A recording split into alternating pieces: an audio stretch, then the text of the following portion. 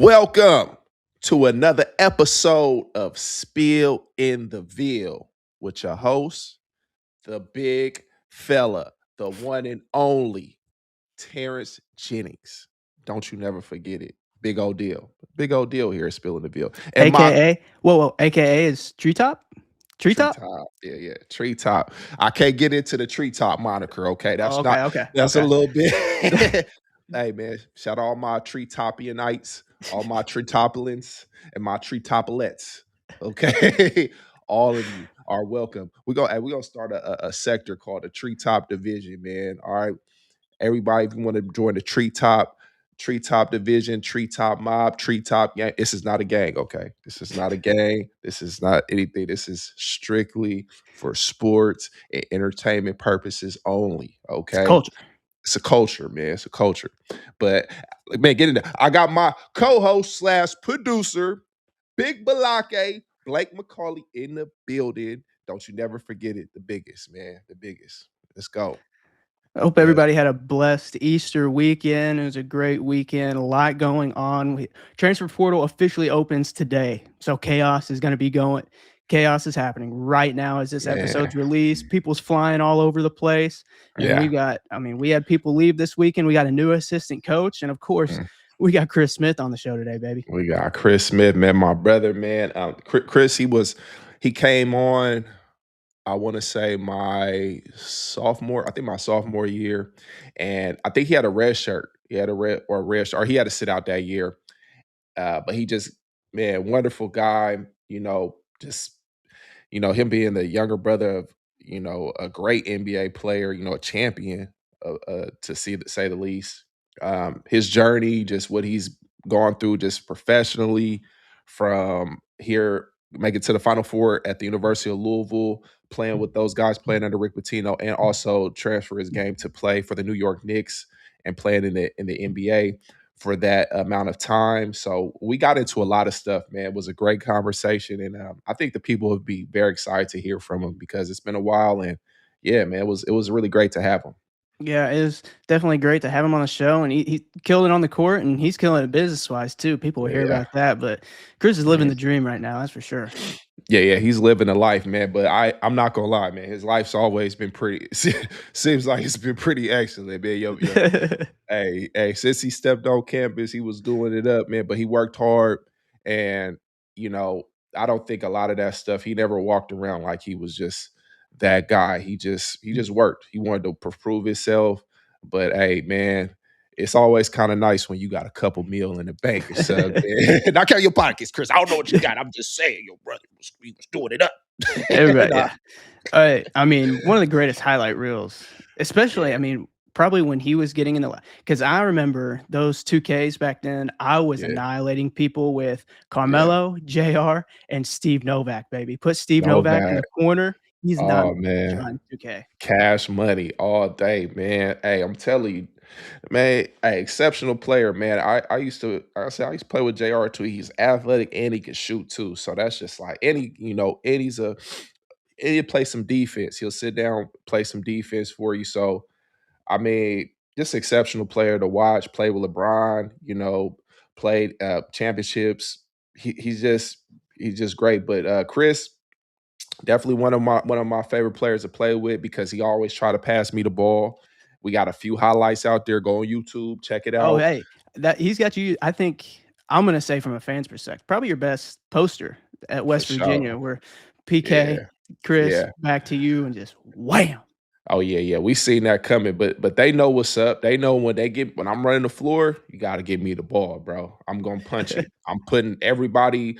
If you think you're gonna block it, you coming with me. We're going up to the upper room. The upper room. Take the elevator to the top, man. But definitely for PK to Chris, to me, yam time. It was a wonderful time. But shout out Chris, man, and hey man, hopefully we're gonna get a lot more people, but hopefully, we can get some reoccurring guests. I would definitely would love to have him come on again because I feel like we talked about a lot, but we didn't really get into I'm honestly we didn't scratch the surface on the things that we can really talk about. But yeah, man. So we're definitely gonna this one's gonna be a great episode for us, but we're definitely gonna get him on again because we covered a lot of stuff. Yeah, Yeah, I think we talked to him for about 40 minutes or a little longer, and it's like yeah, we probably could have talked for another hour and a half, yeah, 2 hours, but it's like, all right, we kinda got this was in the morning, we kinda got things to do. So yeah, we'll yeah, talk to you later. But yeah, we yeah. appreciate him. But before we get into that interview, we'll get kicked off with the Cardinal flyover presented by Derek A. Stewart, Realtor. If this is your first time tuning into the show, this is where we pick like the top 3 news cycles surrounding the University of Louisville. It could be something that potentially is going to affect the athletics, like what number one is going to be. Could be in baseball. So we'll go ahead and get into that. And number one on the Cardinal flyover, the NCAA tournament and men's and women's basketball allegedly is expanding to 76 teams. I feel like this is one, take the if it's not broke, don't fix it method, because I mean that we're coming off the worst bubble probably in the Mm, history of the NCAA tournament. I don't want to see a sub 500 team in the NCAA tournament, because at that point, did you really earn it? Like, what did your regular season kind of mean? But mm. NCAA is going to get their money. So, what do you think of this? Man, like you said, NCAA is gonna get their money, but I think there's gonna be a lot of blowouts in that first. Hey, somebody gonna lose by 50 or 60. I'm just letting you know. But I mean, it still gives you an opportunity. A lot of some of these guys on these colleges, they never get a chance to play NCAA tournaments. So I mean, that's fine, but I don't know if it's improving the quality of life or improving the quality of play, allowing other teams to come in. But hey, then again, you never know. NIL, there might be a team. I mean, what type of ratings and money will be generated if one of these sub 500 teams just really make it all the way to the Yeah. final four, man? That would be crazy. I mean, I would like to see some type of something like that just to make it interesting. But we see how it's going. You see the teams that's in the championship now and what's going on. It's usually the teams that have, always made it The top bottom dogs. The top top dogs. dogs. Always the top dogs that are in the championship. So you're never gonna see uh hey dude Dick No excuse me, George. disrespect. No No disrespect. disrespect. Fairly Dickerson. What is it? Fairly no Fairleigh disrespect. Dickinson. Come on, I can't even get the name right. No Jeez. Come disrespect on, to TJ. my boy George, man. Shout out George. Ain't gonna see no Fairly Dickerson and no who's these other teams, man. Just the teams that nobody knows who they are. Exactly. I can't even get them off of the top of my dome, but uh I mean, more money for the NCAA sounds like, and I was there was 64 teams. Now we're up to a 72. So 76 is what I'm they're sorry, trying to get. That's 76. yeah, Yeah, that is outrageous. They said the proposal would add 8 games to the first 4, with 24 teams playing in an opening round before advancing into the second round. So it seems like there's gonna be quite a bit of buys, but all right, yeah, I don't know. To me, I don't see like there's anything wrong with March Madness as we got it now. yeah, Besides, when you get to about the Elite Eight and stuff like that, mm, for some reason you have tip-off times in the middle of the week at like 9 p.m. or yeah. 10 o'clock, 10:30, and the games don't end until 1 o'clock. That's the only thing I feel like from a viewer's perspective we got to get straightened out. But the product this year was unbelievable.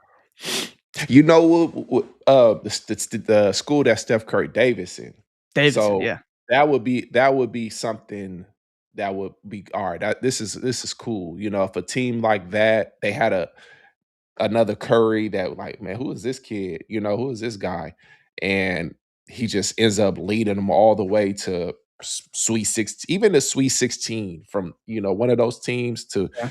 those lower level teams that go to the Sweet 16 would that'd be pretty interesting to watch. And you can see the evolution of a guy that probably wasn't top 5 recruit, wasn't 5-star guy, but now he's worked his way to being a lottery pick. So who knows, man? But we'll see how it goes, man. Shout out to NCAA, man. Y'all gonna get y'all coins for sure. Oh yeah, they're gonna figure out how to get it one way or another. But number 2, we're gonna get into. We've talked about him quite a bit as the season kicked off in baseball. Tage Davis this weekend against Duke Mm, hit a home run almost 500 feet. hit it 490 feet, 112 miles an hour off the bat. That is Yeah, man. unreal. Yeah, that sounds awesome. That sounds like something I never could do, man. But hey, shout out him. Hey, I think he's definitely gonna get drafted. League Somebody's bound. gonna he's league bound. I mean, he's setting records. He's doing all type of things. You know, we need to go check this guy out. It's wonderful. You know, I love the Louisville baseball team. They've always been exciting to watch. You know, it's a lot of big money going on. It's a lot of big talent coming through here on the baseball side that people, we focus so much on basketball and football. It's like, man, we got real stuff going on around here outside of those sports. Baseball, I mean, 400, almost 500 feet home run. Unreal. Are you serious, bro? 19th of the season already. Bro, It just turned April. The season just started. what are they feeding this guy? What type of diet is he on? This is like LeBron of baseball right here, man. Come on. But technique, sound like good technique, fast twitch muscles, and focus and repetition. A repetition with anything you'll become great at. If you go out there and you shoot 1,000 jump shots a day, same as if you hitting 500 to 1,000 home runs a day. It's or just hitting the ball, just getting contact with the ball and building your connection. So shout out to him, and let's try to get that 501 next time, man, for sure. The crazy thing about it too, like as I'll say I'm a former baseball player. I was committed to play at Cumberland University. It's an NAIA school down in Tennessee, but I got injured my senior year due to my already injured arm. And it was like, all right, doctors said, let's not do Mhm. that. So I'm not going to compare myself to any level of Tage Davis, but the Right. ball he hit, some of the hardest balls to hit are like right at your chest, Mhm. about right above your nipples, right below Oh, your chin. That's where that ball was, and I mean, almost hit it 500 feet. That's man. just to Yeah. hit a ball in that part of the not even in the strike zone. I mean, it was way Yeah. above it, and he just clobbered it. Yeah, man. He's a clobberer, man. He's clobber stuff. That's what you Clobbering do, man. time. It's clobbering time, man. So, man, shout out here, man. We love covering you, and we love what you're doing to represent the University of Louisville. And yeah, man, shout out the Louisville baseball team, man. I know some other guys over there that's doing so much, but this guy's just clogging up the stat. He's just doing everything. So Let's get some yeah, pitching. Let's get these pitching. Let's get gotta get some yeah. strikeouts. Gotta get some Gotta get some. outs. Go boys. Got it. Let's go. Let's go. Yeah, for sure. Number 3 in the Cardinal flyover. This was one he was a Cardinal commit. We're staying in baseball. A Ballard product from Louisville. Joe Adele had one of the most absurd games in the MLB that you can have. Mm, He plays for the Angels. They won 1-0, and this guy mm. robbed 3 home runs in the same game. That guy basically Jeez. won them the game. Man, 3 home runs, that's gotta be a heart. That gotta crush your heart, man. It's One of like them, he dove over the fence, and everybody the announcers are like, "There's no way, there's no way." He stands up pimping it. He's like, "Yeah, I got it. I got it." And everybody's going insane. The picture from it, it Mhm. is we might That's not ever see something like that again. honestly, those are the type of moments that make because baseball has been a fairly slow game for me. It's not been the easiest game for me to just sit For down and sure. watch. So I love you kind of got to sit around just monotonous to wait for those great moments. Just for that moment, that was probably worth the wait. It's like, all right, we just chilling. Oh my God. Oh my God. He just robbed a home run. Oh, 2 of them, so 3 of them. I think Oh, it happened like the first inning and then like the 6th inning and then the 8th. So it was like literally every part of the see, game. It's like people they're sitting yeah. down for a little bit. It's like, all right, is anything gonna happen? It's 1-0. Oh my God, he robbed one. Oh my God, he Yeah. robbed another one. So Yeah, it's crazy. yeah, that's crazy where you knock one out the park and you just don't even look at it, it's gone. And you just start taking your base, go hit my first. Wait, what? Hold on, what? He caught that? Oh, let me go back to the dugout, man. Let me go sit down somewhere, bro. I didn't touch these bases for no reason, man. So it's still in the air. You just like, man, it's gone. He over there like, yeah, I guess out, buddy. But hey man, shout out to him, and hey, let's keep it going for sure. Yeah, he was drafted 10th overall in 2017. So yeah, I wish he would have went to Louisville, but I think it worked out for him in the end. Yeah, yeah, man. It Because those definitely, baseball contracts, boy, you get paid in baseball. yeah, yeah, Jeez. yeah. They putting. Hey, you guys talking about this NBA? Hey, the baseball guys is, but they play a lot. They play a lot of games, bro. They be playing Yeah. about 3 games a day sometimes. Shoot, two. Is it 2 games a day? I Yeah, think they'll have because I double headers sometimes. so in the morning and then at night. So, No, they'll go back to back. They'll as soon as that game oh ends, they might have a 30-minute break and they'll be right back into it. wow, that's a lot of Yeah. baseball, bro. Yeah. And that's what That's I think. I mean, baseball the past couple of years, because even as somebody that played baseball, I don't enjoy watching, especially now that I haven't played in 6 years. It's like I don't really care to sit down and watch a game unless it's in a ballpark atmosphere. Because if you go to a game, it's pretty fun. They've got a lot of events around it, mhm, but they've added like a pitch clock and everything to kind of speed up the game a little bit. So okay. yeah, hopefully they can keep doing this. And Mm. hey, if we need to start juicing the players again. People want to see home runs. Mark McGuire, Barry Bonds. Let's see some Barry 600 feet Bonds. home runs. I honestly, I will always say the best time in baseball when they were letting them juice up. When they would let them take the juice, Oh baseball yeah, was lit. Yeah, you had Barry, like you said, Barry Bonds, Mark McGuire, Sammy Sammy Sosa, Sosa. Yeah, uh, Griffith. What's Ken Griffey Jr. Well, Ken Griffey he Jr., did it legally though. We'll throw A Rod in this group. A Alex Rod. Rodriguez. Okay, A Rod. Um, man, I remember a lot of like I used to have Griffies. I used it, they baseball had real stars. You know, I can name. I know who Mark McGuire is. I know Barry Bonds is. I know Ken Griffey Jr. is. I know it was a tall guy that used to pitch for the Mariners. He had the Oh, shag. He Randy had the Johnson, baby. The yeah. We Rocket. played. He was like 6'2", 6'3", but he Oh was a no, no, great. no. Try this. He was 6'10". oh he was 6'10". Let I me thought he figure out. was. I'm pretty sure he was 6'10". Randy I just Johnson he height. had he was a white guy, he had long 6'10". hair. Yeah, Oh, mustache, man. 6'10", through about 103 miles an hour.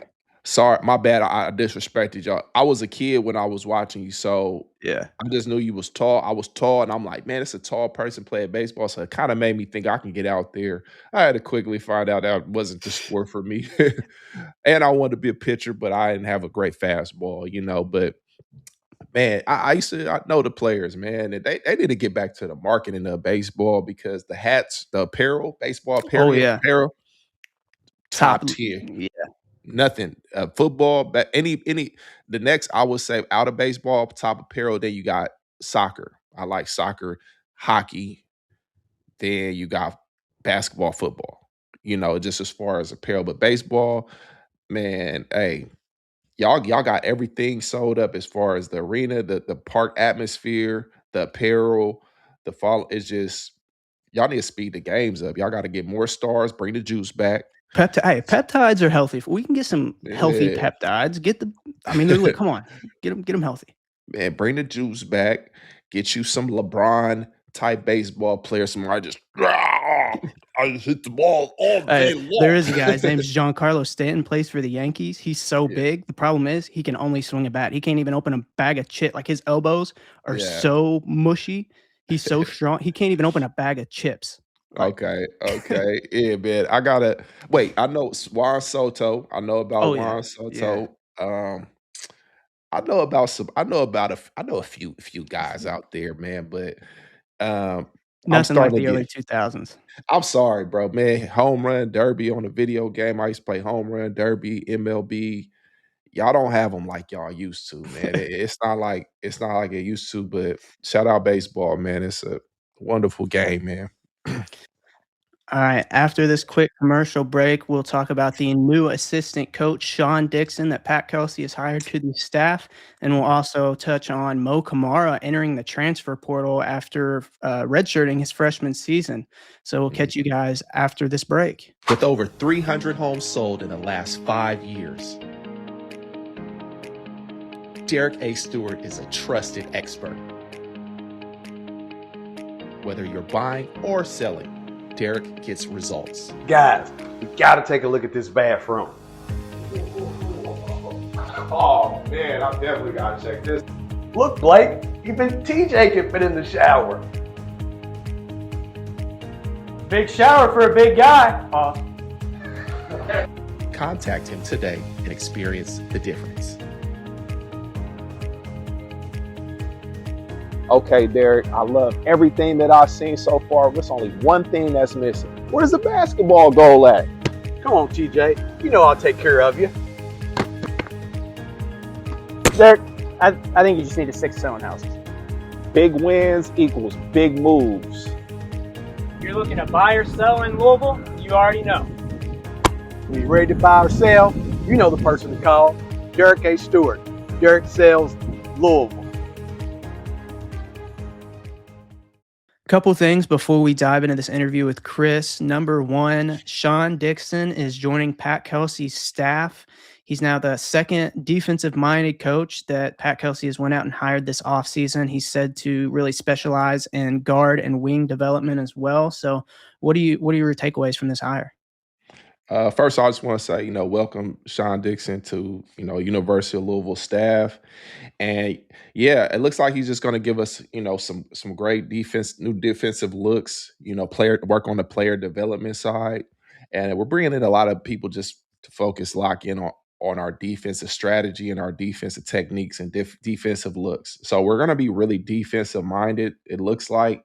And that's good that Coach Pat Kelsey is hiring different people just to give you just want to get a different look. And he's coming from from what I gather from his resume, from some winning teams, so he's very educated as far as defensive strategy and accustomed to winning. So he's bringing that mindset over to the just to give us a different look. We got to shake some stuff up. We're kind of, I guess you would say, rebuilding our roster, and we need to hit the ground running and make sure we're bringing in that defensive mentality. Coach Pat Kelsey is very, very great offensively. Strategy wise, with this out of bounds, he's on some of the best out of bounds plays I've seen in all my career.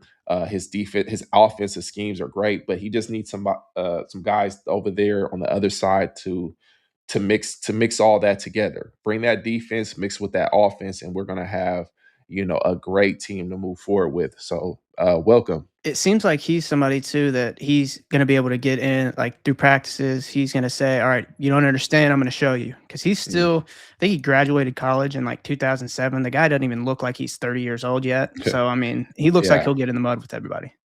Yeah. You want somebody out there that can show you exactly what they're talking about and explain it in a way that actually translate and resonates with the players. So he seems like he's that guy, somebody that's spry, high on energy, and keep that energy high in practices. You got Coach PK, he's out there jumping around, going crazy in practice and out there in the mud. So his staff is going to be out there too, but they're also going to be taking care of the strategy points as well. So welcome. I'm glad to have him. One more thing before we get into, sorry, there's scrolling through X right now, transfer portal. Yeah. We're recording this on Monday, so this is releasing on the actual transfer portal date, but I'm scrolling through X right now. It's going crazy right now. Bryson Tiller and Flory Badunga from Kansas, their top two bigs, are now in the transfer portal. So I don't think we'll have any difficulty trying to find some talent because there's talent flying in the portal left and right now. Man, yeah, especially shout out Bryson Tiller, man. I'm a fan of your music. I love your music, man. You Look at that. New NCAA rules. This guy has a full music career. He's like, I'm going to go back to college and play some basketball now.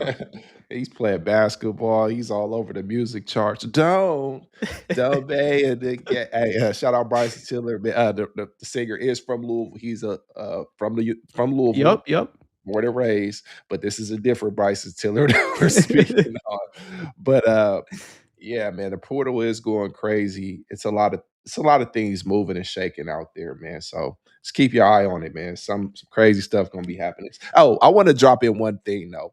I don't know if this was true. I see the big fella from Florida, the big 7'9" kid. Rue, yes, Oliver Rue. They said he entered the transfer portal. All right, that is true. Listen, look, he is a big body. I don't know how he is as far. He just probably a little slow, just not very mobile. Okay, It's hard to but be when you're 7'9". hey, man, but I'm sure we can figure something out for him, man. He is just his height alone is going to deter a lot. If we got some guys that could guard the perimeter, because all they're going to do is just try to pull him out or pull him away from the basket. But I mean, I feel like shoot, that'll be somebody good. We can. I mean, just to have him, Hey, just to have him. he's from just Florida. Do you know where John Anderjack was an assistant coach at before he took the head coach job at Campbell? where was he at? Florida. He was at Florida. So Okay. maybe there's some sort of connection. Maybe we bring Rue to the Ville. I'm not mad at I'm not mad at Rue, man. If we can figure out him to give him some player development, because I mean, how much can you teach a 7'9" guy? You know what I'm saying? So it's like the only thing foot speed. He just got to work on his foot speed, figure out how to get him to move laterally a little bit, but he doesn't have to cover that much distance. He's 7'9", so it's like protect the basket, get the ball, go straight up, dunk it, get fouled, make your free throws. Um, I think he'll just give us a different look, man. But I'm sure there are other players we're looking at. I'm not no scouter that I just seen that. I'm like, man, we need to get him because I want somebody that's just Definitely an outrageously attraction. tall. It's just an attraction, man. But not saying we should. I just would have liked to see him, man. But because he probably gonna demand like $100 million. So man, but nah, yeah, the portal's going crazy, man. It's a lot of people that are coming in and out. So we just got to keep our eye on it because we could put our bid in for some real top talent, man. So we got to make sure we're on it. Yeah, on our side of the portal, Mo Camara, the freshman redshirt last year, has Mhm. entered the transfer portal. This is one of the last acquisitions that Kelsey had for last year's roster. Came from Mm, NBA Africa, and he did seem like a developmental guy that seemed mm. like last year didn't really have, even when he was acquired, it's like he's definitely going to redshirt and develop a year. And Yeah. he did that, but he's not going to be here for his actual Mm. freshman season. So, Terrence, what are your thoughts on him entering the portal? Uh, I mean, I just think maybe it's a couple things that could have happened. They could have sat him down and said, "Hey, man, you probably not gonna play that much this upcoming year," or just something they seen or he heard to say, "Hey, man, this probably not the best place for me, and I'm gonna try my luck in the portal." He's a developmental player. I mean, honestly, I don't feel like we trying to do that this year. We want guys that are ready to go, that maybe seasoned in this, and that are ready to win. I think we took a chance on some guys, from last year. And we're not going to make that same decision. I think Coach Pat Kelsey is keeping it real with these guys. Like, if you're not ready to bring it this year, because his job's on the line, a lot of people's jobs are on the line. So we don't have time to mess around, developmental and all this. We got the developmental coaches in there to get these guys better, but they have to want it. They have to be ready to play. So uh, I'm sorry. I like Mo Kamara, but I don't think he was going to be the difference in our season for next year. I'm just saying I think we can possibly get somebody better that's already ready to go. So shout out to him in his endeavors, but that just frees up some more roster space that which you won't do, another will. So just hey, stay in that mode. As of our recording right now, the only two players left are Adrian Woolley and Zoo. And it's been linked, like Adrian Woolley has been floated around, Oh, he's been rumored to be out as well. So we might only be down to Zoo. But Woolley, he hasn't entered the transfer portal at all. So maybe we are keeping him, but there's been okay. no news on that front. So we might be basically starting from scratch again. Yeah, no, no disrespect to Willie, man. I don't think he will. His decision is his decision, but I think him staying here would be the best decision for him. He's already locked in. He's gonna play. Uh, I feel like he's gonna get better this year. Just develop. I think I seen some flashes. He wasn't a real point guard, but he stepped up into that role because of injuries and everything. So he's gonna have to work on his game to possibly, play that point guard role for us. He's gonna have to work on his defense, but I don't see him.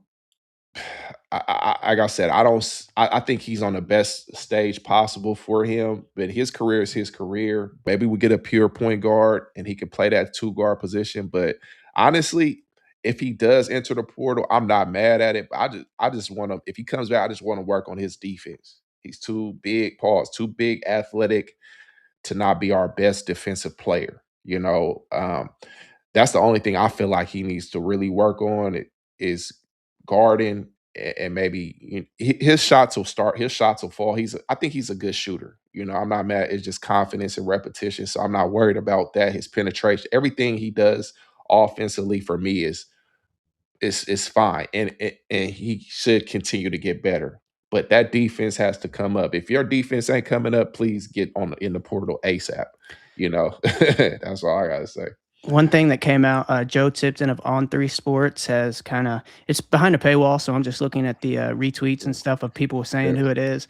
And this was a guy, I think I brought him up on one of the early shows. I said he was going to be a top 20 player when it's all said and done in the portal. His name's Jackson Shellstad. He's from Oregon. He's a point guard. He got hurt last year, but as a freshman, I mean, he was unbelievable as a freshman. I think he averaged like 13 points coming in, started every single game. He averaged almost 9 threes attempted last year. I mean, he got hurt last season. I think he only played 12 games. So it was kind of tough to kind of see what he was going to do from that perspective. But all Big Ten third teamer in 2024-25. So this is a guy, he's real long, rangy. I think this would be a really good acquisition if we're able to get him. Yeah, for sure. We got to keep our eye out for these, 3 and defense guys, guys that could really penetrate those seams, get ball movement. Last year I feel like we just relied on just straight shooters. No, that's it. We're thinking that I know the idea of what we were trying to accomplish. Get Mike Hill, he's surrounded by shooters. It's a recipe for, the perfect cake. But hey, sometimes you might leave that cake in the oven too long, man, and get to stick it to the pan. Okay, so now you got to figure out how to put some oil under there and grease it and figure out how to get this thing really out. So you got to understand, we have to put things in place to where one thing fails, we have another thing to lean on. So I feel like we were just too shoot heavy. Okay, we got shooters, but these shooters have to be able to create for themselves. I'm a fan of 3 and defense guys that can actually shoot the 3, play defense, and also, put the ball on the ground. That's what you're looking for. I feel like we're too one-dimensional. We played a little bit too much east-west and not enough north-south. Played this. If everybody gets that terminology, playing basketball. Anyway, get downhill, get towards that rim. Get downhill. Okay, so that's basically what we're looking for. But I'm pretty sure we're positioning ourselves to, grab some guys out of the portal that will, make a difference for us moving forward next year. And then we'll, going back to even what Russ said, just figuring out how to build that culture. All right, we get these guys in the portal, throw all this money at them. Man, we have to now the work begins. We have to build culture. We have to build a winning mentality and understand that, all right, you guys aren't here just to get your money and dip. We want to win, and we want to actually get something accomplished. Okay. So we'll see how it goes, man. But I think we're putting the right pieces in place right now. So he's coming off of, like I said, he only played 12 games last season, but he averaged almost 16 points a game, right under 5 assists a game, a steal and a half, and his shooting numbers were tough. He didn't shoot 40% from the field and not even 32% from 3, but his injury that he got shut down for, he's right-handed, and he had serious ligament damage and tendon damage in his right hand. So I think that's going to affect your shooting just a little bit. So that's, I think, the only concern is how serious is his injury in his hand, if it's going to affect his shooting long term. But this is a guy, like, he's 6'1", about 170. He's real long for 6'1".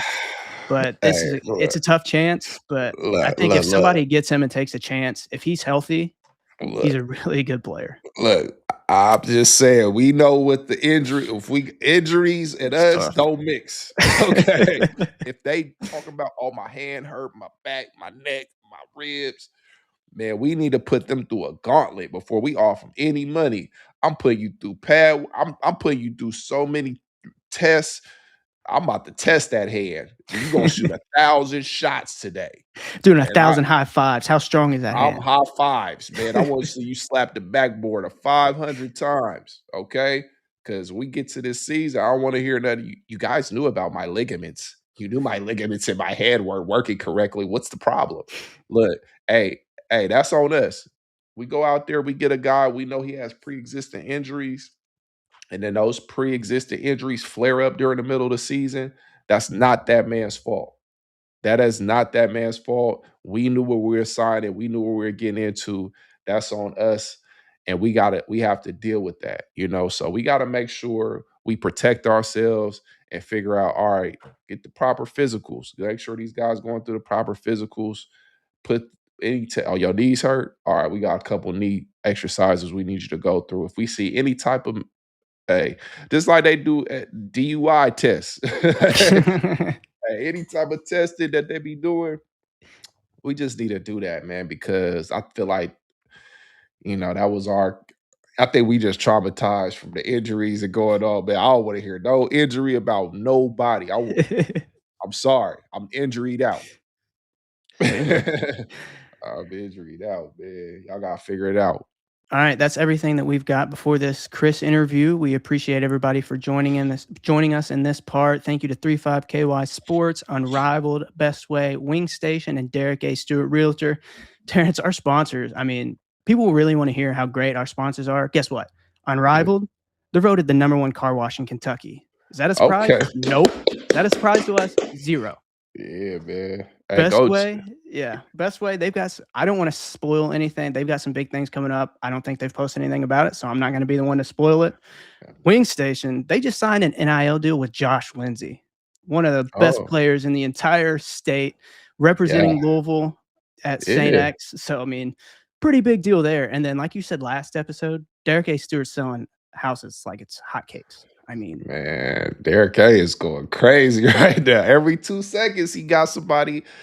We put them in a new happy home. Hey, man, I'm telling you, we got the best sponsors in the world, man. Shout out all of our sponsors. This has been a journey, and we're gonna keep going. But shout out Unrivaled, best car wash, #1 in the nation. Obviously, to me, they the #1 in the world. Best Way, hey, go get you a laptop, go get you home suits, get you TV. Hey, anything you want to watch Spill In The Ville on the big screen. You want to catch you a U of L football game, basketball game on the big screen. You could keep up with track stats and stuff on your laptop. So listen to some speakers and everything. Wing Station. Let me tell you about Wing Station, though, man. Go down there and get you a Spill in the Meal deal. Spill In The Meal deal, 8-piece. I like the Buffalo. I like the Buffalo's flats. I like all flats. Buffalo with ranch. The ranch is really good. Or even some blue cheese. I like to mix it up a little bit. Okay. The fries.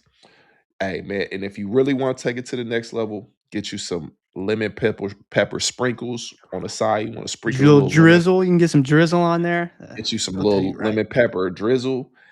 Hey, man, I'm telling you, they don't got those big old steroid wings. They got the small real chicken wings. They cook them thoroughly, and they're hot. Man, I could go on and I might go get some today. I'm getting hungry right now, Terrence. We got to wrap it up. I got to go eat. My bad. All right, Derek, hey, appreciate you, man. Keep selling houses. Keep doing your thing. Hey, if you want to get you a house, get you some wings, go to the crib, watch some TV from Best Way. Man, get you a car wash before you do that. All that, man. Follow Spill In The Ville on all social media platforms for sure. Just wanted to take a second and give a big shout out to Best Way, home of the low price guarantee or it's free, where you can get all your home furnishing needs on a deal. They have everything from smart refrigerators, washer-dryer sets, 86-inch TVs, PS5s, Xboxes, all the way to reclining living room suites and bedroom suites. Bestway offers so many ways to pay, from retail to rent-to-own and even financing through Lendmark. With 2 locations in Indiana, 1 in New Albany and 1 in Jeffersonville, and 5 locations in Kentucky. Radcliffe, Dixie Highway, Hikes Lane, Shelbyville, and Shepherdsville. Stop by today and tell them that we sent you to get $100 off your new item. Now let's get back to the show. What's I got up? that perp,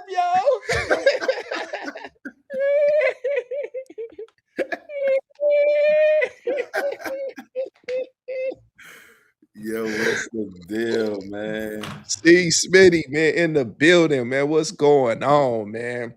Hey, man, I miss you, brother. Miss you, brother. I got that perp, yo.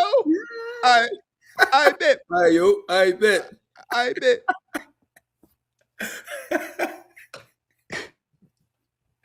Hey.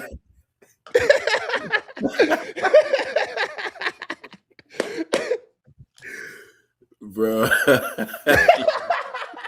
I think we're keeping this in. We've already started. We got to keep this in.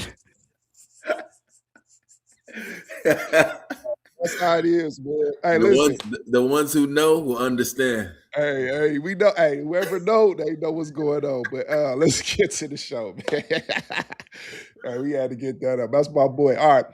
Hey, today we have a very, very, very special guest, man, who knows what it takes to compete at the highest level of collegiate and professional basketball.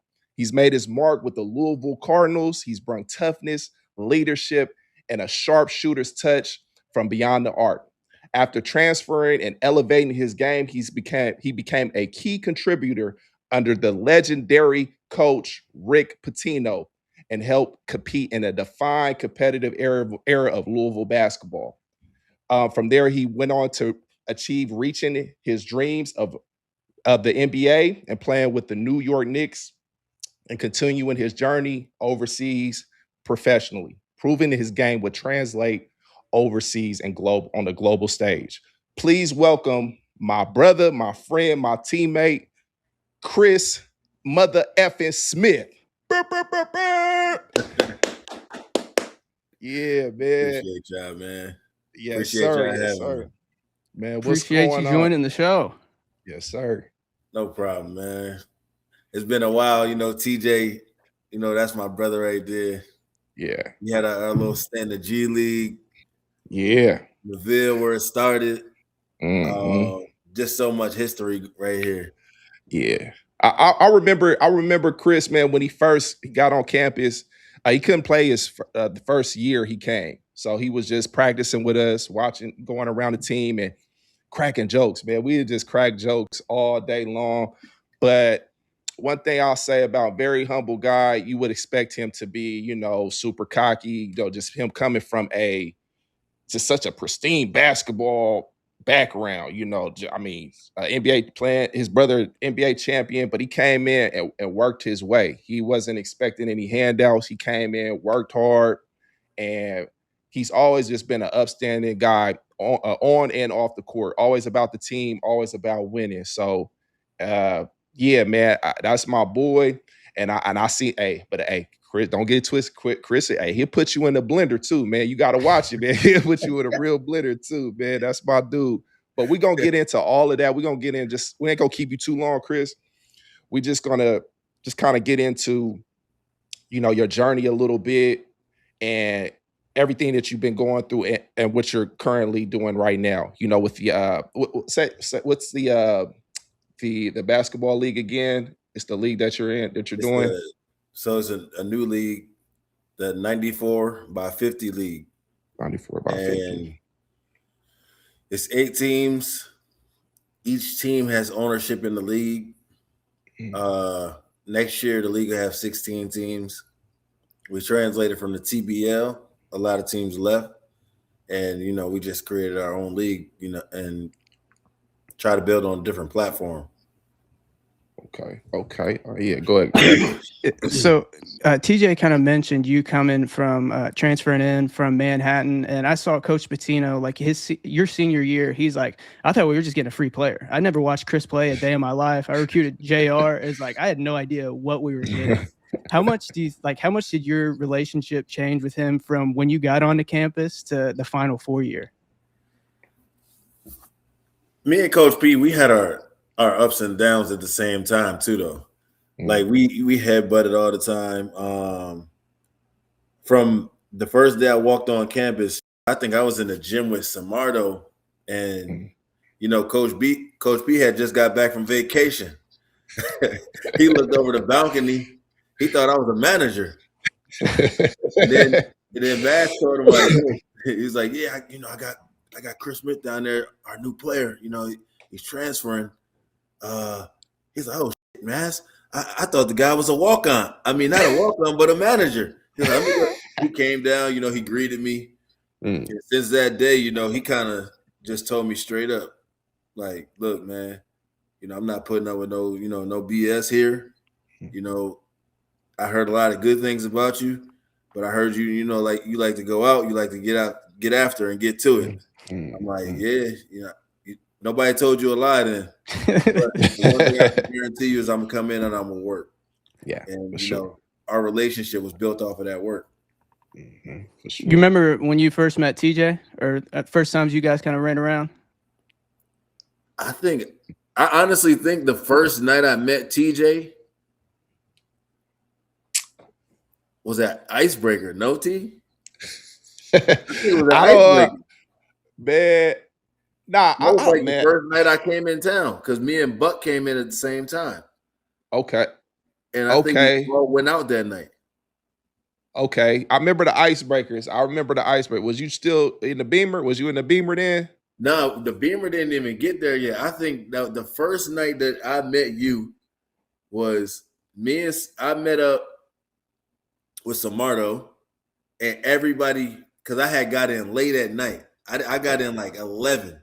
Okay. And Buck had just got there.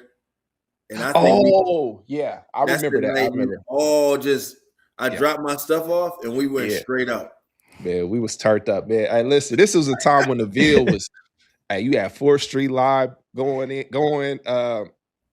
Icebreaker, what I say, O'Malley's and all these other places, man. It was a lot going on that we can do for our age group. And we how we had the city turned up, man. Everywhere we go, it was a movie. A lot of great fruit punch and high seas, a lot of that good stuff. Everywhere. It was a lot going on, man. It was a lot going on at the time, man. But yeah. Go ahead, Chris. Go ahead.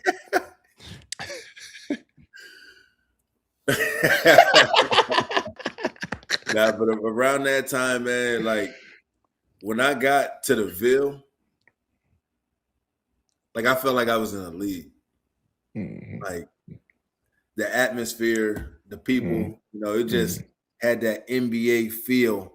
Sure. But the people made you feel like you were at home as soon as I got off the plane. Right. Yep. And that feeling alone just gives you. That's like I got to put on. Yeah, for sure. And that's how the Ville does, man. They already know. That's what surprised me. You get here, you're surprised how about the research that the fans have already done before you even shot the ball. They haven't even seen you dribble a ball, do anything, but they're just so into you, and you're feeling like, man, I'm really the man. What I like Rich Homie Quad said, I'll be feeling like the man when I walk through. Man, I'm telling you. So, but that just makes you want to, really produce and really go out there and perform, man. So, but yeah, go ahead, Blake.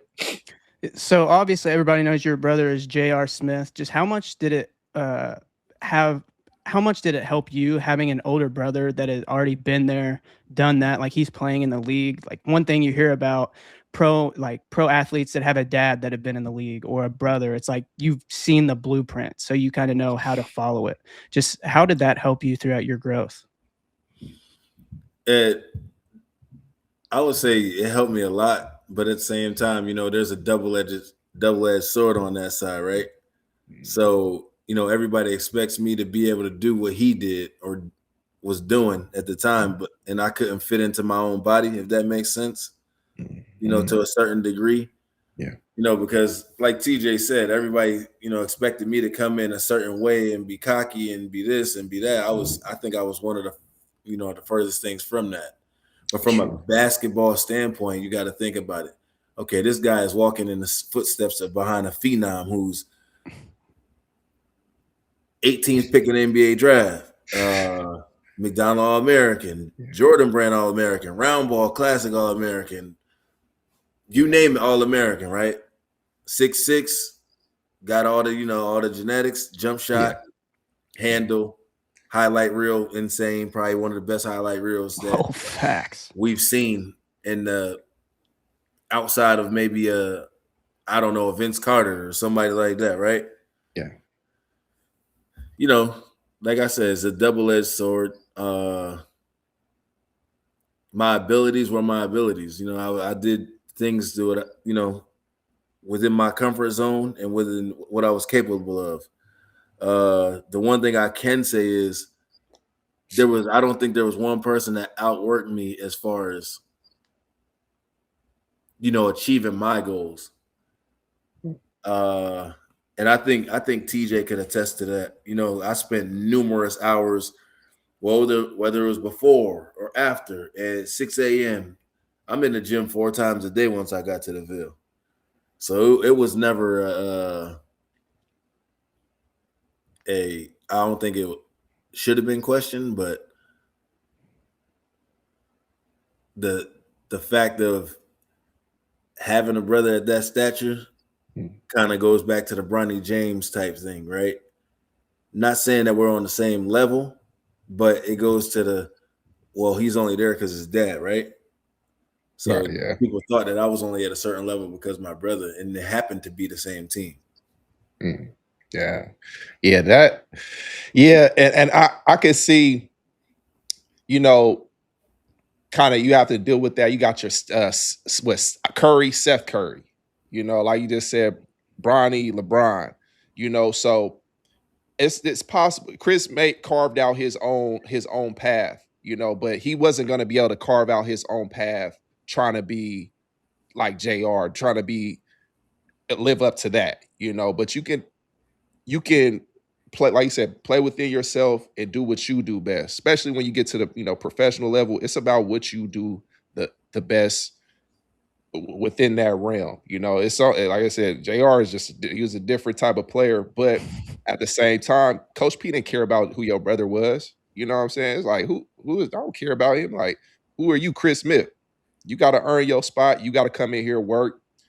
And that's how you're going to play. That's how you're going to produce for the team. And that's what he did, man. But him getting in the gym 4 times a day, working on his game, working on his defense, working on his shot, working on getting with me, figuring out where I like the ball at, watching me. I see him, he watching me like, oh, TJ like the ball right there. So when we get out there, okay, I know where to get him the ball. Oh, you like it up top? Oh, you don't like the bounce back? All right, I'm a lob it. We all lob action. That's we got a couple highlights in there. So him understanding and knowing his personnel and being a student of the game, that was I feel like that's what took him to the next level, and Chris is a very humble guy. We kick it, he'll give you the shirt off his back.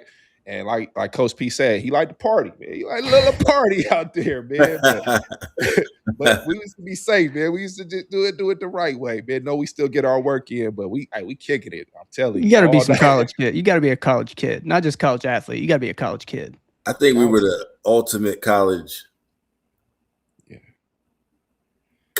athletes to the extreme level.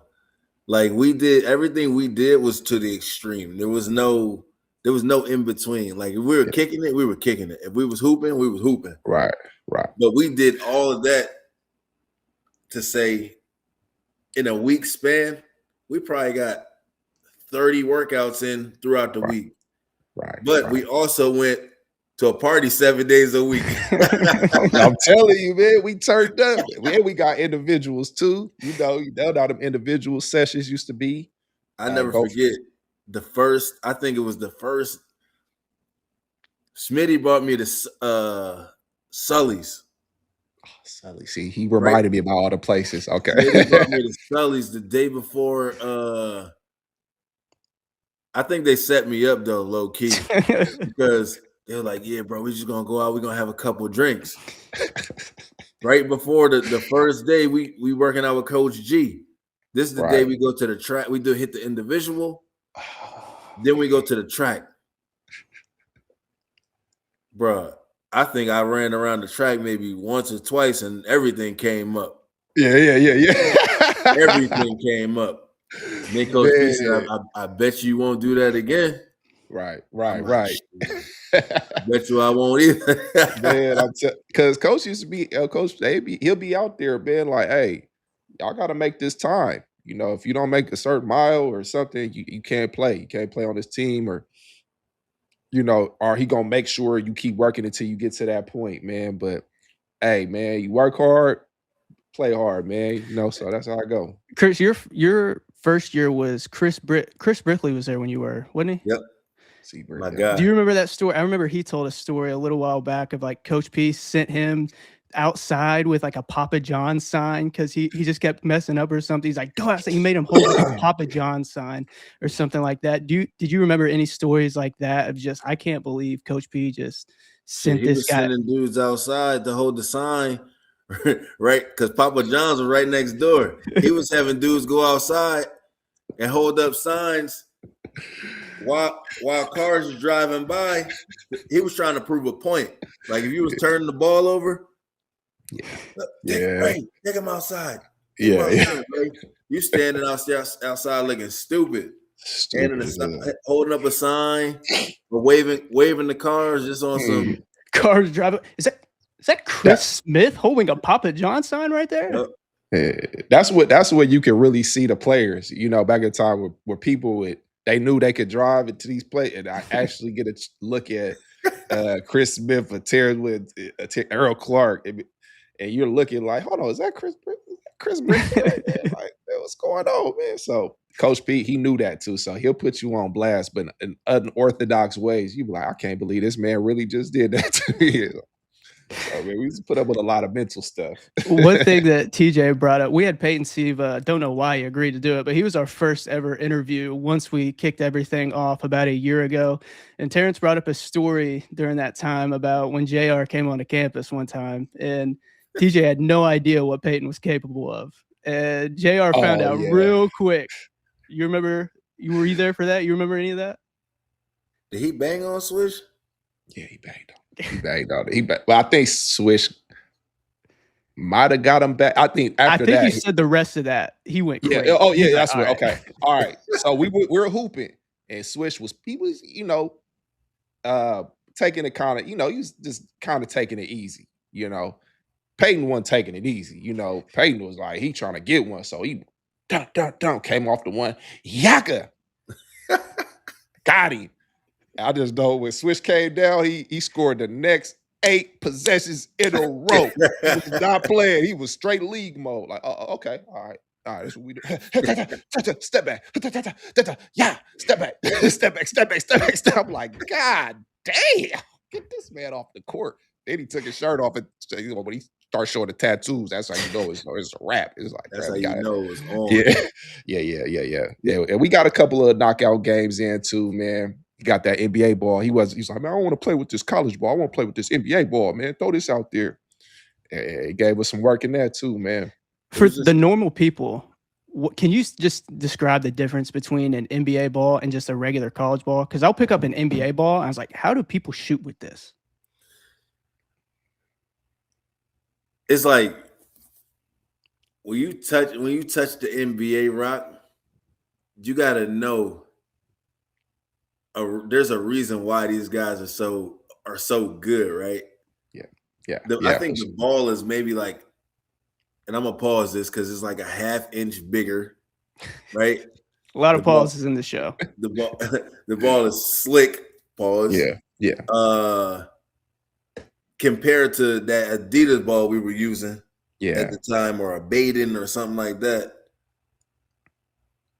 Once you catch that thing and it slide off your hand. You're like, oh. Yeah. But once, obviously, I don't even know how to say this without saying it. Pause. Like you gotta like lick your fingers and then like get that. Yeah. Once you get that going, if you're a hooper, you're gonna adjust right away.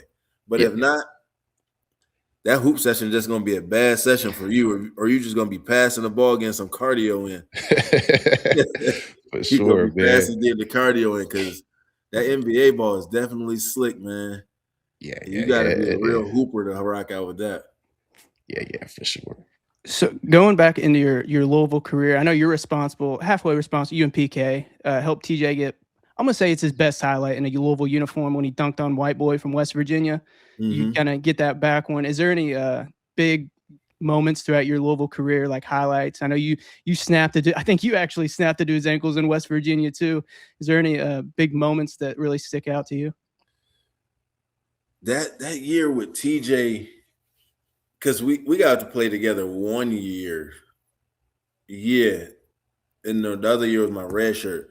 But that year when we were going to the Big East championship and all that with PK, and when we lost to on the out of bounds play to UConn in the championship, because we took me out. I break it down for you. I got subbed out. I was pissed. Coach put Mike Camara back in the game. Mike Camara overthrew TJ on the out of bounds play, and TJ got the most bounce in the gym. Let's call it what it is. How you overthrow TJ? Yeah. So I'm looking at like, bro, if I was in that game, we would have won that game, right? Yeah, for sure. Kemba Walker went down and laid that thing up. Game over. Game over. Yeah, I remember that. Dude. I remember that, man. And we was rolling. I feel like that time I did like playing with Chris because he liked to get other players involved. He could shoot a shot, he could create, but I like playing with him because he was trying to get me to rock. He's like, bro, I'm trying to get on ESPN. I'm trying to get TJ a highlight because TJ get him a highlight, I give you a highlight. So, and he can do what he does.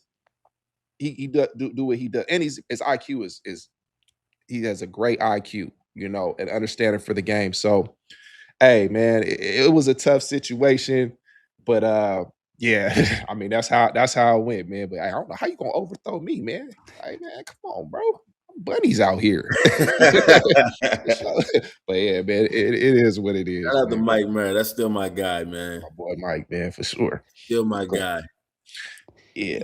You also had some pretty sweet jerseys throughout your Louisville career. You had obviously the infrared jerseys. We talked about with Peyton too. The little tighty whities is what TJ called them.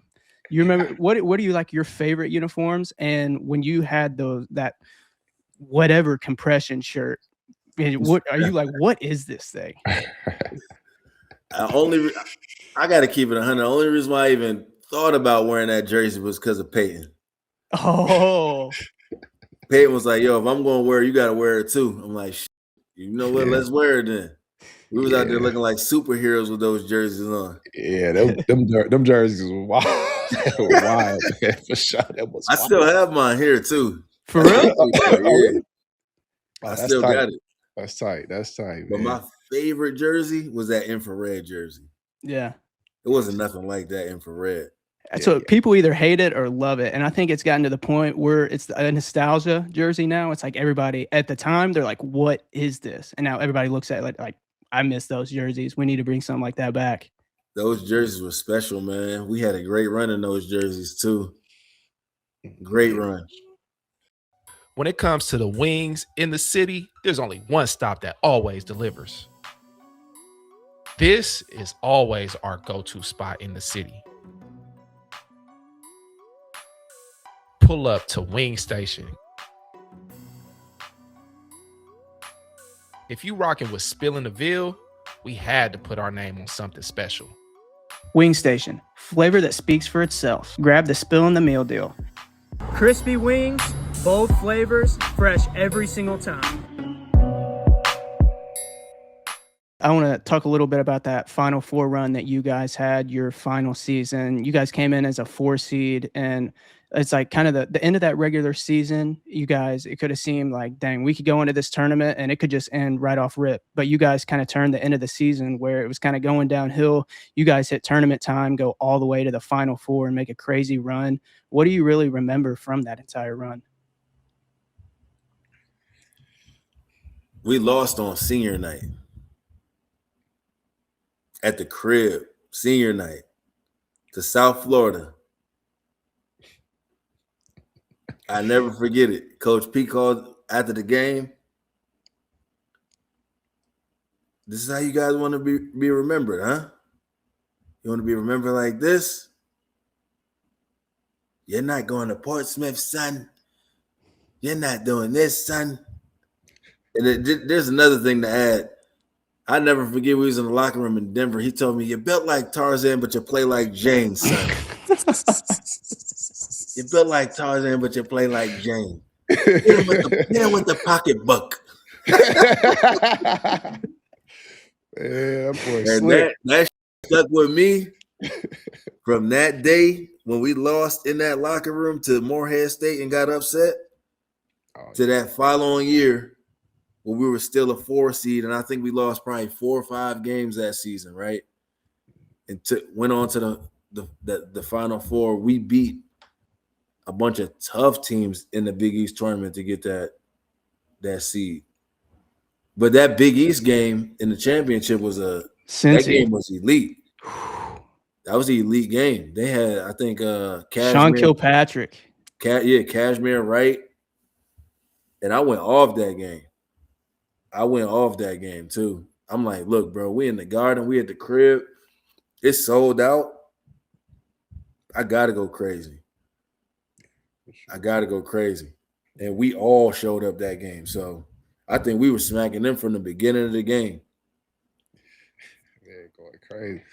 Hey Chris, I want you to kind of describe your journey with the New York Knicks, and just describe your mindset coming in, just all the talk surrounding you, and what were you able to pick up just during your stint with the Knicks and that time, and actually getting to play out there with your brother and those experiences?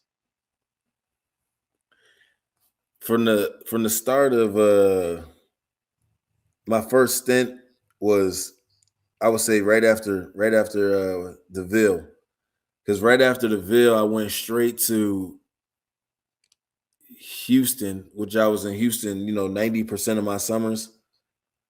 I was training with John Lucas, getting ready for the professional game, kind of like every summer. So that'll put me ahead of what, all the other guys are doing. So that led me to the draft, right? Draft night. I knew I was one of the guys. I knew I wasn't getting drafted. My agent told me, look, bro, you're not getting drafted. I'm like, shit, I kind of know that at this point, right? The 60 guys' name going to be called. I know I'm not going to be one of them. As long as I got a contract, I'm fine with that. I was signed with Mark Korenstein at the time. He told me he had a great relationship with Glenn Grunwald, who was the GM of the Knicks at the time and like the president. So I was like, he was like, look, man, I got a deal for you. They want to bring you in on a 1+1. I'm like, shit. At that time, I'm thinking like 1 + 1 = 2, right? Like realistically, I'm thinking like, are you talking about a 2-year? I'm like, yeah. Man, let's go. Like it ain't nothing. I'm going back to the crib. I'm going to hoop with JR and Melo. Yeah. Like, come on, let's do it. Yeah. Get the summer league. This was like, I signed my deal before summer league. People don't even know that. And I wasn't even signed with CAA, which is JR was signed with, right? So everybody thought once I got that deal, it was like because of my brother, but we didn't even have the same agent. So how does it make sense, right? So I get the summer league. I'm hooping. I think I averaged like 11 or 12 a game in the summer league, which is good numbers, Yeah. Good stats. Fast forward a little bit. After the summer league, my knee was messed up. in training camp. I hurt my knee. So I had bone fragments in my patella, so that put me out for a whole season. I had a season-ending surgery. But during that time, the lessons and the things that I learned, I'm under Jason Kidd, I'm under Melo, I'm under JR, I'm under Marcus Camby and all these other dudes. It's like, man, like I'm getting all these relearned lessons that I had when I was 18, 19, and so on, because I knew these guys already. Like from JR Denver team when he had all those guys on there. I knew Jason Kidd throughout the years we met, and all those good conversations. So it was like I got ahead of the curve before I even got there. So do I want to say I was ahead of my time, but late at the same time? Yeah, I was. Because at that point, the NBA didn't really have guards like me, right? I think there's more of a shooting guard in the point guard role now than there was back then. There was straight, if you're not a legit point guard, that doesn't suit you. And they tried to change my game to be a point guard, and I wasn't a point guard. Yeah. Because I would say back then it was more pure. Would you say more pure point guards, guys that look to distribute first rather than score, i.e., a Rajon Rondo, Chris Paul, Peyton. and Peyton Siva. Peyton, Right. There's Peyton's, Chris Paul's, Paul. Was Isaiah. Felton? Was Raymond Felton? Was Felton around it? What's his name? Raymond Felton. Was he? Raymond Felton. Just those type of guys that aren't. They're just distributors, guys that look to distribute. But now, like you said, it's more the point guard is essentially a two guard masquerading as a point guard. Right. Coach Pitino said last year that the pure point guard's basically dead. You have to be able to shoot now. Sure. Yeah. Finish. Shoot, everybody got to shoot. The big man got to shoot. They just want everybody to shoot. Everybody, coaches shoot, assistant coach. They want to score. They want to score 120 a game. If you're not scoring 120 a game, it's not entertaining, right? Yeah. The guy that's can score as much points as you can. Yeah. But to backtrack a little bit, to give you the business of basketball, I think this is my second year with the Knicks when I finally was healthy. And I think that's when me and TJ kind of reconnected in the G League or D League at that point. D League, yeah. It was the D League. So, I was going back and forth within the D League and the Knicks. So at that point in time, I'm like, I'm probably in the best shape of my life at this point. Yeah, he was hooping. I'm back healthy. I'm hooping. Me and TJ got a couple dimes on the G League tape or whatever. And I think that game, that was probably one of my best games in the G League. I had 29 points. Yeah, you went crazy. I had 29. They called me back to Milwaukee. I think Raymond Felton was hurt. Pedrioni was hurt. The only point guard they had was Shumpert. Right, he was on an injury also. So the only point they had was Shump. So they called me back. Like, yeah, bro, now let alone I'm flying from Erie to Milwaukee, which ended up being a 12-hour duration, right? Dang. And they this close. So I'm flying all the way around. I get there. Everybody greet me, everybody at the bar in the lobby. Yo, bro, welcome back. Yo, you about to hoop tomorrow. We heard you went crazy the last 2 games. I'm like, I'm locked in at this point. I'm like, yeah, I'm about to get my start tomorrow. Man, I didn't play a second. We get to the game, I didn't play a second. I'm like, I called my agent, I'm like, yo, what's going on? I thought I'm about to, I thought they called me up here to hoop. Nope. Fly out after the game, get back to the arena. The next day after that, this is around Christmas time. She brought me in, like, yeah, man, we need you to start playing these guys tough one-on-one, you know, so we could bring the vets back. I'm like, bro, you want me to play him one-on-one? In my mind, I'm thinking like, shit, I'm about to go crazy on him. Yeah. I destroy Raymond Felton one-on-one every time we played. Yeah. Like, y'all gonna not play me? I understand that he making $7 billion or whatever it was, right? But at least give me a chance. I'm in here frying him. Then they made me play one day. They made me play Tim Hardaway one-on-one and Shump one-on-one. And Jen JR jumped in to play. We played 7 spots. I won 5. Guess who won the other 2? JR. Exactly. My Yeah. brother won. So that alone telling me, like, bro, I know I could hoop. Right. I know I could hoop. I'm in the 5-on-5s, frying everybody. I'm picking Ray up full. Ray wanted to scrap with me. I'm like, damn, Ray, I thought you was my man. I'm just out here trying to, you know, earn my bump. Yeah. Nah, you playing too hard, young fella. You playing too hard. I'm like, playing too hard. I'm like, I'm up soft. Like, yeah, that's crazy. That's crazy. So we had the Christmas game. That was my first little, you know, the preseason, all that don't matter, right? Once you get in the game, the real show, you know, I subbed in. I came in. If you see the little highlight reel on the YouTube, I dropped 2 dimes right away as soon as I got in the game. Obviously, you know, you playing the Thunder. We playing KD and them. You know, KD was happy for me when I got in the game. Like, yo, y'all finally let this man play. This man loved basketball. Dropped the 2 dimes, dropped down the stat. It was like, yo, y'all need to let the young fella play. Y'all need to let him play. Because we had a thing in practice like, yo, you better be on white. Because we was smacking the blue team every day. Yeah. Smacking the blue team. So you better be on white. So they kind of, you know, the controversy and everything.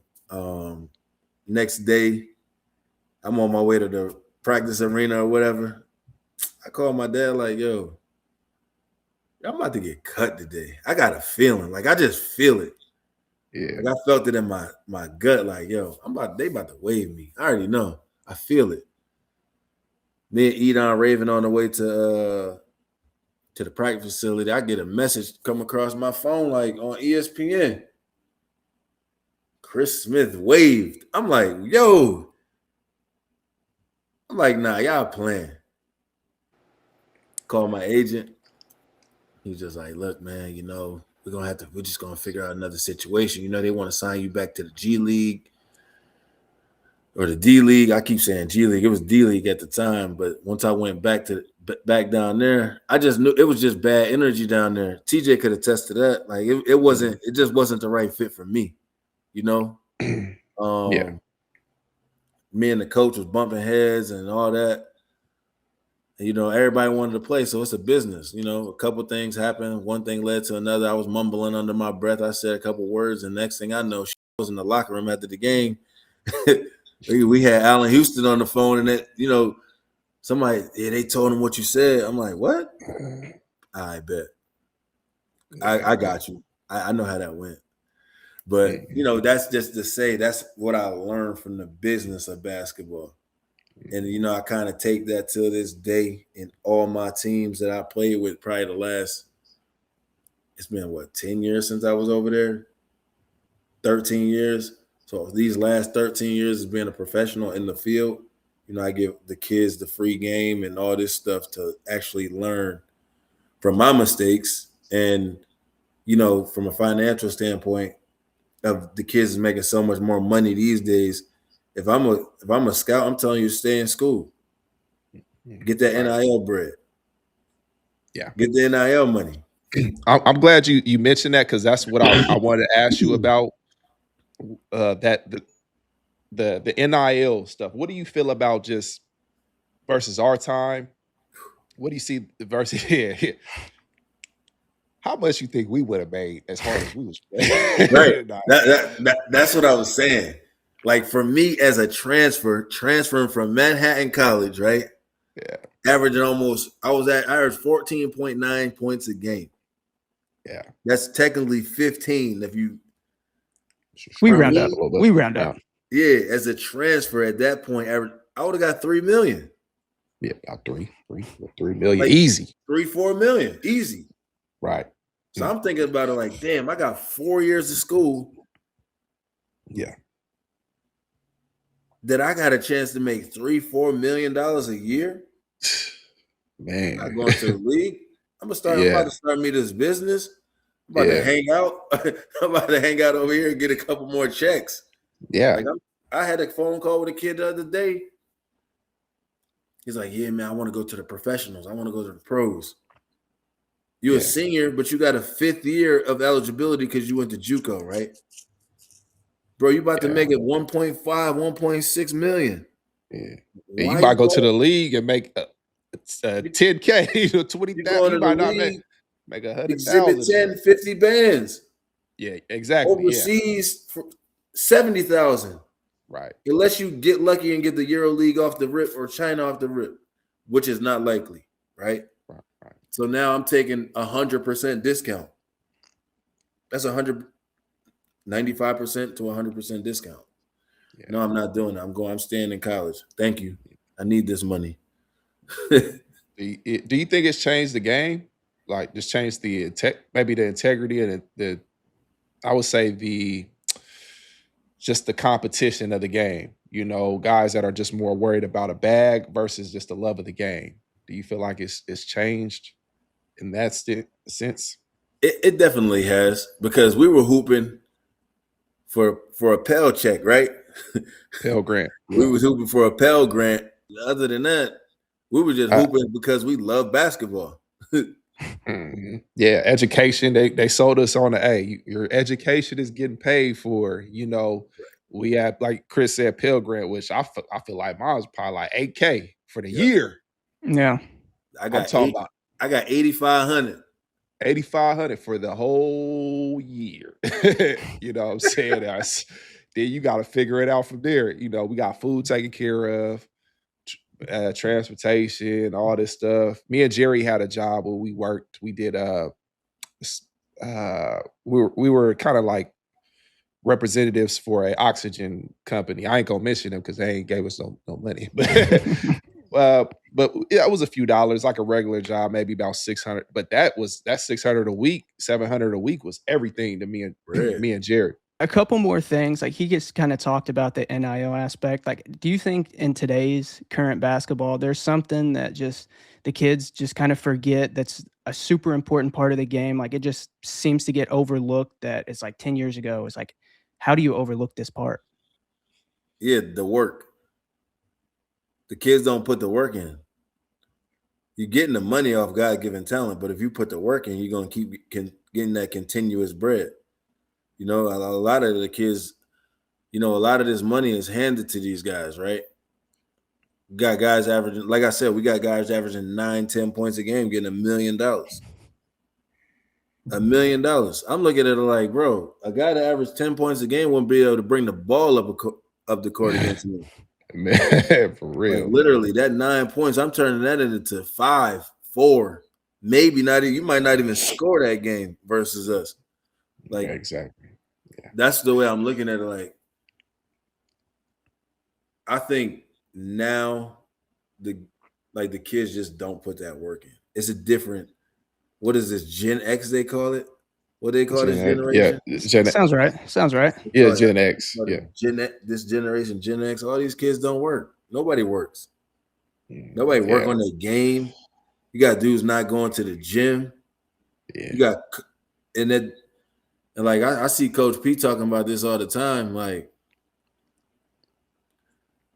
the money has changed the aspect of the game.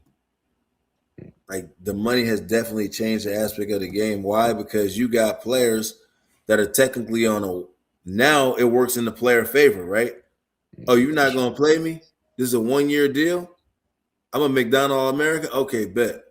I'm entering the portal. Now, that 1 year scholarship that you used to hold over my head, that used to mean so much, $40,000 a year. Don't worry about it. Keep it. I'm gonna go get me 2.5 over here, since you ain't want to play me. Because I still got a chance to go to the league. I'm a freshman or a sophomore or a junior with 2 more years left because the COVID and JUCO year, right? So the money changed the game. It is. I asked him if I had a 6 year. For real, man. Go get that real quick, man. You got anything else? No, that's everything I got. Appreciate you for joining the show. You got that open invite anytime you want to hop on. Man, I appreciate you so much, Chris, man, for coming on the show. Like I said, like Blake said, you got an open invite, and this one gonna go crazy. Fans they've been really asking for you, man. They want to see what you got going on. Before you go, what you got coming up? Do you have anything coming up you want to talk about, promote? Right now, I got a lot of stuff going on, man. Right now I've really been helping a lot of NIL kids with ultimate sports management. Okay. And that's at all levels, really. My pro team is, I'm looking for ex players that, potentially from the Ville or where, anywhere in that background to come hoop with us. It's called Jersey Shore Breaks. Outside of that, I got a THC drink called Layup. Oh man, this guy's just entrepreneur to the highest level over here. THC drink called Layup. 18 or older, tap in. Yeah, for sure.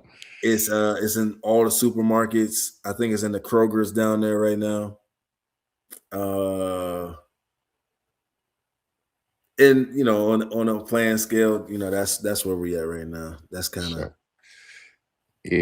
Man's got it going right here. Hey man, Chris, man, I'm so proud of you, man. Hey, wonderful guy. We're going to let me see. We definitely want you to come back to the show. We'll kind of schedule that out.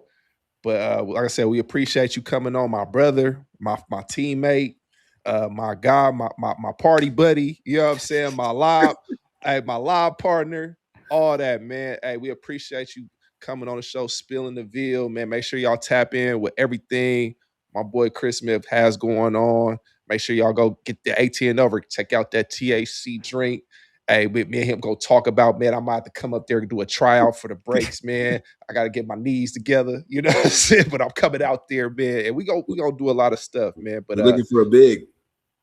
We'll see, man. Get them legs warmed up. I got to get my knees back together, man. Hey, this right here is a long way from right here, man. I used to be bouncing right there.